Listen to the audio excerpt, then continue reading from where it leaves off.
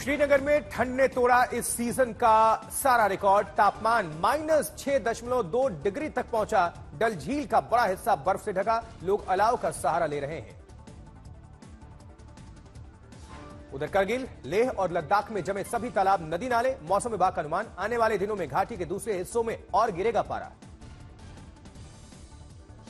द्रास में भारतीय सेना की तरफ से विंटर कार्निवल का हो रहा आयोजन। आइस हॉकी प्रतियोगिता में हिस्सा लेने के लिए युवाओं में दिखा उत्साह। करौली में ठंड का लगातार बढ़ रहा प्रकोप, चारों तरफ दिखाई दे रही धुंध। वहीं बागेश्वर में चारों ओर दिख रहा ठंड का प्रकोप, पहाड़ों और खेतों में दिख रहा है पाले और कोहरे का असर। आंबेडकर पर संसद में टकराव पर संसद में झड़प को लेकर बीजेपी कांग्रेस की शिकायतों की क्राइम ब्रांच करेगी तफ्तीश। वहीं आंबेडकर पर बयान को लेकर कांग्रेस ने कहा, अमित शाह को बर्खास्त करने के बजाय समर्थन देने के लिए प्रधानमंत्री मोदी को मांगनी चाहिए माफी। एनसीडब्ल्यू ने संसद में महिला सुरक्षा पर चिंता जाहिर की है। अधिकारियों से की कार्रवाई की मांग। एनसीडब्ल्यू ने लोकसभा अध्यक्ष से राहुल गांधी के खिलाफ कार्रवाई करने को कहा है। संसद में हंगामे पर कांग्रेस का आरोप। पार्टी ने कहा, हमारी महिला सांसदों को धक्का दिया गया। वहीं पश्चिम बंगाल की मुख्यमंत्री ममता बनर्जी ने आंबेडकर का अपमान करने के लिए बीजेपी के खिलाफ 23 दिसंबर को राज्यव्यापी विरोध प्रदर्शन का आह्वान किया है। प्रधानमंत्री मोदी आज से 2 दिनों के कुवैत दौरे पर रवाना होंगे। कुवैत के क्राउन प्रिंस और आमिर से करेंगे मुलाकात। पिछले 43 सालों में किसी भी भारतीय पीएम का यह होगा पहला कुवैत दौरा। दोपहर 2:05 पर प्रधानमंत्री पहुंचेंगे कुवैत। शाम को भारतीय समुदाय को संबोधित भी करेंगे पीएम। पंजाब हरियाणा के खनौरी बॉर्डर पर आमरण अनशन पर बैठे किसान नेता जगजीत सिंह डल्लेवाल की स्थिति खराब। सुप्रीम कोर्ट का निर्देश, पंजाब सरकार और डॉक्टर्स तय करेंगे कि डल्लेवाल को अस्पताल में भर्ती कराना है या नहीं। 20 जनवरी के बाद हो जाएगा बीजेपी के नए अध्यक्ष का ऐलान। 15 जनवरी तक राज्यों के बीजेपी अध्यक्ष का भी हो जाएगा चुनाव। वन नेशन वन इलेक्शन पर 30 सांसदों की कमेटी का गठन। बीजेपी सांसद पीपी चौधरी बनाए गए अध्यक्ष। प्रियंका गांधी, अनुराग ठाकुर भी सदस्य के तौर पर शामिल।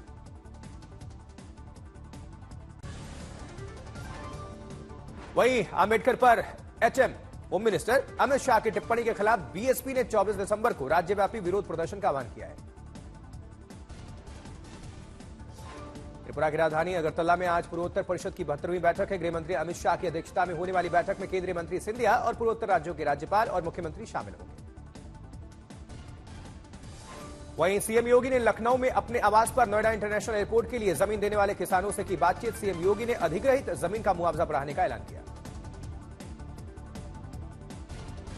सीएम योगी बोले, किसानों को नियम के मुताबिक ब्याज का भी होगा भुगतान। प्रभावित किसानों के व्यवस्थापन, रोजगार और सेवा योजना का पूरा प्रबंध। मुख्यमंत्री योगी आदित्यनाथ बोले, अप्रैल में होगा, प्रधानमंत्री करेंगे नोएडा हवाई अड्डे का शुभारंभ। अगले 10 साल में देश का सबसे विकसित क्षेत्र बनेगा जेवर। वहीं संभल में एएसआई ने बंद मिले कार्तिकेय मंदिर का गुपचुप तरीके से कार्बन डेटिंग की। 19 कुओं का भी सर्वे किया गया है। एएसआई ने सर्वे को मीडिया कवरेज से दूर रखने की मांग की। जबकि मुख्यमंत्री योगी का अयोध्या दौरा, धार्मिक अनुष्ठान और कथा कार्यक्रम में हिस्सा लिया सीएम ने।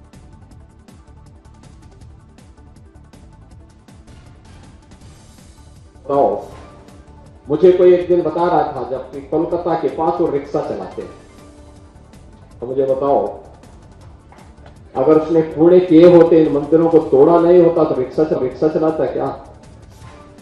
सीएम योगी का मंदिर तोड़ने वालों पर प्रहार। का मंदिर ना तोड़े होते तो औरंगजेब के वंशज को नहीं आती रिक्शा चलाने की नौबत। अगर उसने कूड़े किए होते, इन मंदिरों को तोड़ा नहीं होता, तो रिक्शा चलाता क्या? अगर उसने कूड़े किए होते, इन मंदिरों को तोड़ा। वहीं संभल से समाजवादी पार्टी के सांसद जियाउर रहमान बर्क के आवास पर प्रशासन का बड़ा एक्शन। पुलिस ने घर के बाहर बनी अवैध सीढ़ियों को तोड़ा। संभल के सांसद जियाउर रहमान बर्क ने गृहमंत्री अमित शाह से मिलने का वक्त मांगा। सूत्रों के मुताबिक बर्क संभल के हालात, कानून व्यवस्था और पुलिसिया कार्रवाई को लेकर रखेंगे अपनी बात। दिल्ली चुनाव से पहले घुसपैठियों पर सियासी संग्राम, केजरीवाल का आरोप। जेपी नड्डा पर पूर्वांचल के लोगों का रोहिंग्या से तुलना करने का आरोप लगाया। दिल्ली चुनाव से पहले घुसपैठियों पर सियासी संग्राम, केजरीवाल का यह आरोप। जिस तरह से आपको हमने खबर बताया, बीजेपी नेता सीटी रवि को हाईकोर्ट से राहत। मंत्री हेबलकर दुर्व्यवहार मामले में जमानत मिली। एक देश एक चुनाव, वन नेशन वन इलेक्शन पर बनी जेपीसी के लिए राज्यसभा से सदस्य लिस्ट जारी। जेपीसी में लोकसभा के 27 और राज्यसभा के 12 सदस्य शामिल होंगे। कुल 39 सदस्य शामिल, 39। बीजेपी सांसद पीपी चौधरी को जेपीसी का अध्यक्ष नियुक्त किया गया। मोदी सरकार ने वन नेशन वन इलेक्शन को लेकर मंगलवार को लोकसभा में बिल पेश किया था। नगीना से सांसद चंद्रशेखर ने प्रधानमंत्री नरेंद्र मोदी को चिट्ठी लिखी। बाबा साहब भीमराव अंबेडकर के सिद्धांतों को लागू करने के लिए 12 मांग। अनिश्चितकाल के लिए स्थगित होने के बाद लोकसभा स्पीकर की अनौपचारिक चाय पार्टी में विपक्षी पार्टी नहीं हुई शामिल। कहा, जब हमें बोलने का मौका नहीं मिल रहा है तो ऐसी पार्टी में शामिल होने का क्या मतलब। आरएसएस प्रमुख मोहन भागवत के बयान पर सियासी घमासान। समाजवादी पार्टी के सांसद धर्मेंद्र यादव ने कहा, मोहन भागवत बीजेपी को कंट्रोल क्यों नहीं कर रहे, हर मस्जिद में ये लोग विवाद पैदा करते हैं। समाजवादी पार्टी के सांसद अफजाल अंसारी ने मोहन भागवत के बयान का समर्थन किया। कहा, कुछ नेता मशहूर होने के लिए और सस्ते ढंग से एक धर्म विशेष का नेता बनने की कोशिश करते हैं। वहीं एसपी सांसद मोहिबुल्लाह नदवी ने मोहन भागवत के बयान से जुड़ा सवाल पूछे जाने पर कहा, ज्यादती बढ़ रही है, कोई तथ्य नहीं होते हैं, बीजेपी झूठ का सहारा लेती है। माफ करिएगा। भागवत के बयान पर ऑल इंडिया शिया पर्सनल लॉ बोर्ड के यासूब अब्बास ने स्वागत करते हुए इसे देश के लिए एक सकारात्मक कदम बताया। कहा, इस बयान से देश में एक अच्छा माहौल पैदा होगा।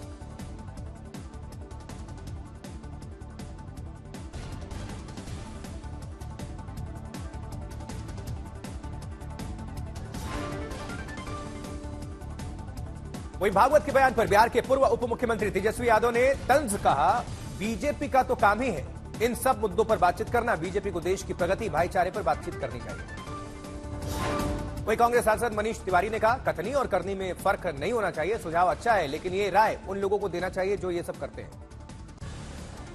इधर दिल्ली में बिना किसी मुख्यमंत्री चेहरे के ही चुनाव लड़ेगी बीजेपी। सूत्रों के मुताबिक जल्द जारी होगी प्रत्याशियों की सूची। सहयोगी दल एलजेपी और जेडीयू को भी मिलेंगी कुछ सीटें। 20 जनवरी के बाद बीजेपी को मिल सकता है नया अध्यक्ष। सूत्रों के मुताबिक 15 जनवरी तक सभी राज्य अध्यक्षों का हो जाएगा चुनाव। ठीक बाद शुरू होगी प्रक्रिया। बांग्लादेश में सत्ता बदलने के बाद हिंदुओं और अल्पसंख्यकों पर अब तक हुए 2200 से ज्यादा हमले। विदेश राज्य मंत्री ने जानकारी दी। पीएम यूनुस के सलाहकार के बयान पर भी भारत ने जताई कड़ी आपत्ति।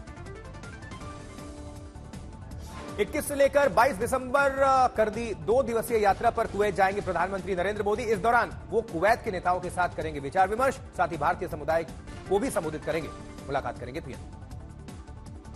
केंद्रीय मंत्री शिवराज सिंह चौहान ने राहुल गांधी पर साधा निशाना। बोले, लोकतंत्र का गला घोटना, लोकतंत्र का अपमान, ये कांग्रेस के डीएनए में शामिल है। इंदिरा गांधी की परंपरा आगे बढ़ा रहे हैं राहुल गांधी। वहीं अयोध्या के दौरे पर कार्यकर्ताओं को सीएम योगी का चुनावी मंत्र। कहा, अगर कुंदरकी और कटहरी जीत सकते हैं तो किसी भी चुनाव में विजय मिल सकती है। अंबेडकर पर अमित शाह के बयान को लेकर जारी है घमासान। दिल्ली में यूथ कांग्रेस का प्रदर्शन। बेंगलुरु में कार्यकर्ताओं ने निकाला जुलूस। वहीं दिल्ली के करावल नगर विधानसभा में हुई नुक्कड़ सभा। बीजेपी पार्षद ब्रिजेश सिंह ने प्रधानमंत्री मोदी की जन कल्याणकारी योजनाओं से लोगों को कराया अवगत।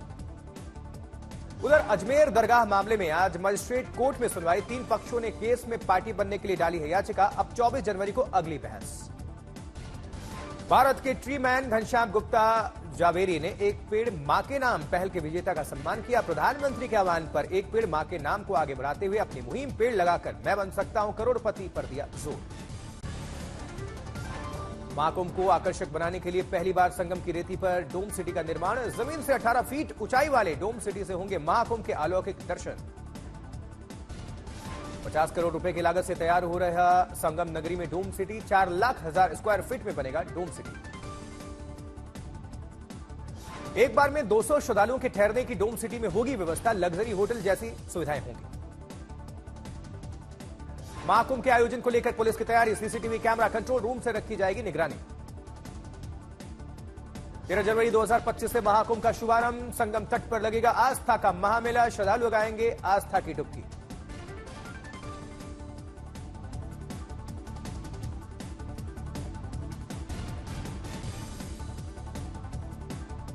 उधर घटना के बाद सुरक्षा के लिए आसपास का रास्ता डायवर्ट करना पड़ा। हाईवे पर खड़ी कई गाड़ियां, 40 गाड़ियां लगभग जलकर राख हैं। 20 से अधिक फायर ब्रिगेड की टीम जो गाड़ी है वहां पर पहुंची दमकल विभाग। इस बीच प्रधानमंत्री नरेंद्र मोदी ने राजस्थान के मुख्यमंत्री भजनलाल शर्मा से बातचीत करके जयपुर हादसे की जानकारी ली। हर संभव मदद का भरोसा।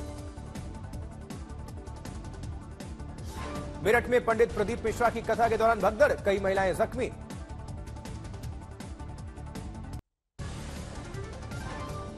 लखनऊ के मलिहाबाद में एक भीषण सड़क हादसा हुआ। डंपर ने यात्रियों से भरी बस में पीछे से टक्कर मारी, 15 जख्मी। उदयपुर में एक कार सवार ने स्कूटी को टक्कर मारी और फिल्मी स्टाइल में स्कूटी घसीटता हुआ करीब 2 किलोमीटर तक साथ ले गया। वीडियो वायरल हो रहा है। सूरत में चलती कार में ब्लास्ट के बाद लग गई आग, कार सवार की जलकर मौत हो गई, परिजनों में कोहराम है। वहीं मेरठ में टोल प्लाजा पर कार सवार युवकों ने की टोल कर्मियों से मारपीट, वीडियो वायरल, 2 गिरफ्तार। बिजनौर में रेलवे फाटक के बीच फंसा गन्ने से भरा ट्रक, दूसरे ट्रक से खिंचवाकर रास्ता खोला गया। वहीं मथुरा में पुलिस और बदमाशों के बीच एनकाउंटर, 25,000 के 2 इनामी बदमाश घायल हैं। जबकि पुणे में स्कूल के डांस टीचर ने नाबालिग छात्रों को अश्लील वीडियो दिखाकर किया उनका यौन शोषण, पुलिस ने आरोपी शिक्षक को हिरासत में लिया। राउरकेला में नाबालिग लड़की के साथ 3 युवकों ने किया रेप, पुलिस ने तीनों आरोपी को हिरासत में लेकर पूछताछ की। महाराष्ट्र के कल्याण में चौंकाने वाली घटना, हाई प्रोफाइल सोसाइटी में धूप अगरबत्ती जलाने को लेकर हुआ विवाद, लोहे की रॉड से मारपीट, 3 लोग जख्मी, एक की हालत नाजुक। उत्तर प्रदेश के अमेठी में पुलिस अधिकारी की दबंगई, बैंक का बकाया कर्ज जमा करने के लिए समय मांगने पर तहसीलदार ने अपनी टीम के साथ मिलकर किसान और उसके बेटे की पिटाई कर दी, 1 सप्ताह पुराना मामला। अमेठी मारपीट मामले में पुलिस ने अपने ऊपर लगे आरोपों को खारिज कर दिया है। प्रेस नोट जारी करके बताया गया कि किसान ने राजस्व टीम पर हमला किया था। उन्नाव में तेज रफ्तार बस अनियंत्रित होकर डिवाइडर से जा टकराई, हादसे में 6 लोग गंभीर तौर पर जख्मी बने हुए हैं। मुजफ्फरपुर में दुष्कर्म पीड़िता ने फांसी लगाकर आत्महत्या कर ली, पुलिस ने 2 संदिग्धों को हिरासत में लिया है, असली आरोपी की तलाश जारी है। गुरुग्राम में प्लास्टिक कबाड़ के गोदाम में भीषण आग, नुकसान। आईआईटी कानपुर पीएचडी छात्रा से रेप का मामला, पीड़िता ने यूपी सरकार और यूपी पुलिस से लगाई गुहार, आरोपी एसीपी और उसके वकील द्वारा चरित्र हनन का आरोप।